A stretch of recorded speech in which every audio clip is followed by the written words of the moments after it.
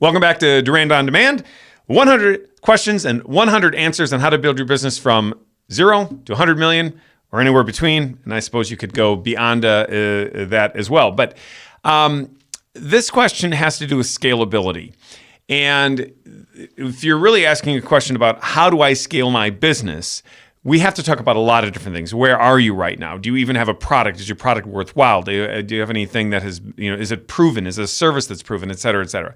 So I'm going to take this with the assumption that this is already a business that is, and the person asking the question left out a whole lot of details, but it's up and running, okay?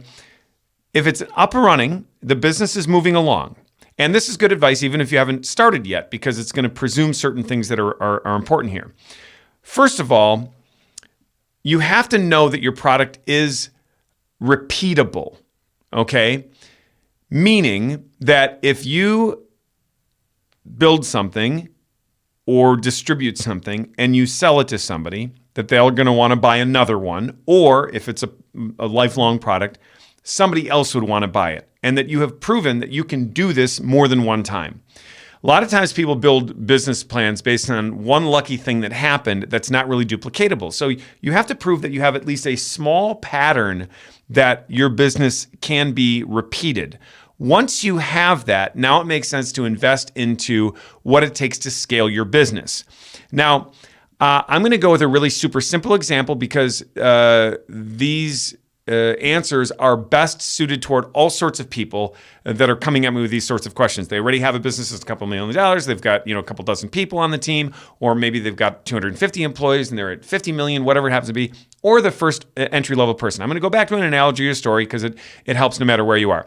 About 30-some years ago, I had a woman that came to me and said, I need you to help me scale my business. And I said, okay, well, what do you do? I paint, and a lot of times it's custom painting, so just general painting jobs, interior painting, but I'll do murals as well too, and I'll sometimes do outside murals. And so they were a general painter, but they did additionally some custom work with murals that were pretty nice, okay? Now, the murals were not something that only this person could do, though. Clearly, thousands of people have the level of talent that they had to do what it is they were doing, albeit they were talented. There were other people that could do it. So I said, the first thing you have to do is you need to find more painters, because you do everything. You administrate, you sell, you consult, and you paint. You have to find somebody else that can do the painting, or if you want to just scale it a little bit, you find somebody that does the administrative and the selling and all that kind of stuff. And if you're spending, out of a 50-hour work week, if you're spending 20 hours with that, somebody else could take that 20 hours and now you can paint for another 20 hours. But I don't recommend that because now you're capped off. You can't grow the business any more than what you can produce. So you need to find others that can do what it is that you're doing. And then I just talked to this person about how you add these particular roles over these particular times. So you basically are building something quite enormous and great. Well, they immediately rejected the idea and they said, I'm the only one that can paint. I'm the only one to do it. Nobody else can do it. False. It's just not true. I don't really care what it is. Somebody else can do it. Somebody else can.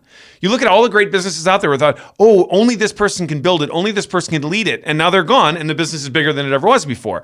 Why? I mean, you can take Disney, a super creative thing. There's always somebody else in line that moves it ahead. And by the way, the CEOs of Disney now are not drawing cartoons and coming up with a new mouse, okay? Neither did Walt as time moved on.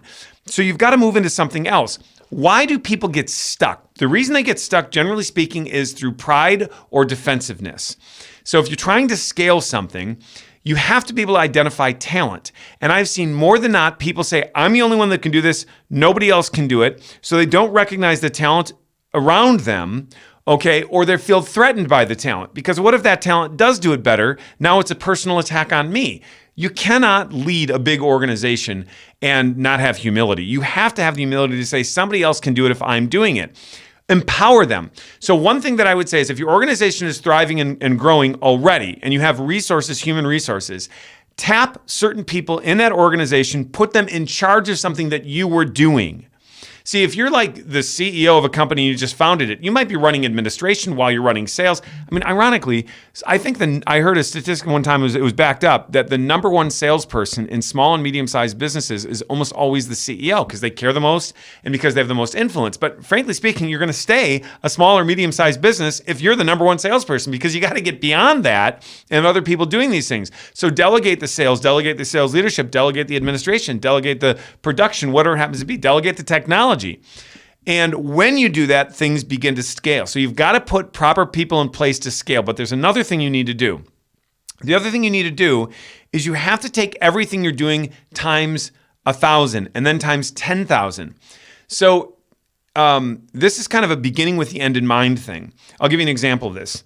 Organization that had just a couple of salespeople, and they were paying them, like the financial department was just doing, longhand in order to pay commissions, and then the kicking out the commissions. Well, by the time they got a third person, some of them were doing some cross sells between them, and the commissions became harder. So one salesperson took X amount of hours to do this administratively. Two salespeople took literally twice as much time. Actually, it did not take twice as much time. This is my point. It took 3 times as much time because adding the second person added a complexity that wasn't just, X times X plus X. It was actually, there was a factor in there with the cross-selling that means that it was 3 times more time. So they add 2 salespeople. They go from 1 to 2, but the administration increased by 3 times. You can't build a business that way, okay? So what you need to do instead is go to a technology that's going to work. Well, this particular person went to a spreadsheet, and going to the spreadsheet, it worked a little bit, but what happened was they, went to 5 salespeople, and the spreadsheet allowed them to go from 1 person managing this to 2 people managing this. But now, if you're going to go to 10 people, it becomes more complex, and you're probably going to add 2 additional people, and you're just not scaling. There's an answer for it. There's developers and a million programs. You don't need to use an Excel spreadsheet or a yellow pad. You just get a developer or find a program that specializes in commissions. There's no commission plan out there on the planet, okay? I know this from experience, that can't be written, okay? So now what do? You have the same 1 person paying commissions, entering in some data, pressing a button, and now you have 500 people doing the selling, and the commissions are running through because the program works. I'm embellishing a little bit. I've seen these things scale where you've got 500 people and you might need 4 people working on commissions, but you're doing it the right way. You're not, adding 2 people in support for every person in the field. You can't think that way. So every time you do something, you say, if I did this 1,000 times, can it be sustained? Or is it going to get to a point of diminishing return and collapse on itself? So that's the foundation of the business, is to say, first of all, can I scale it? Am I thinking about it from a scaling perspective? And is my ego in the way? Am I not developing and elevating other people in the organization or finding other people that can take enhanced roles so they can develop? I mean, as simple as those things sound, I will tell you whether you want to go from 1 coffee shop to 1,000 coffee shops, whether or not you've got a direct sales team and you're building a financial organization, and you need different agents in different cities, one agent in every city across the country. Real estate, same sort of thing. If you're building another product that might be more of a distributed product going all sorts of places. These things apply. The ego gets in the way. I'm the only one who can do it. And not beginning with the end in mind when it comes to scale, and realizing that you can't sit there and add administration to support sales and marketing at an equal rate. You have to have these things ratcheted up because that increases your profit, which increases the value of your organization and allows you to be much more efficient. Hey everyone, this is Dave Duran. I want to invite you to go ahead and subscribe to the Dave Duran channel. We're going to be talking about so many different things. Please go ahead and like it, hit the notification button. We're going to teach people basically to do a couple of different things: to go out and build their own business, or to advance as a professional and be the best version of themselves while they're really capturing the life of their dreams. So go ahead and hit that subscribe button right now.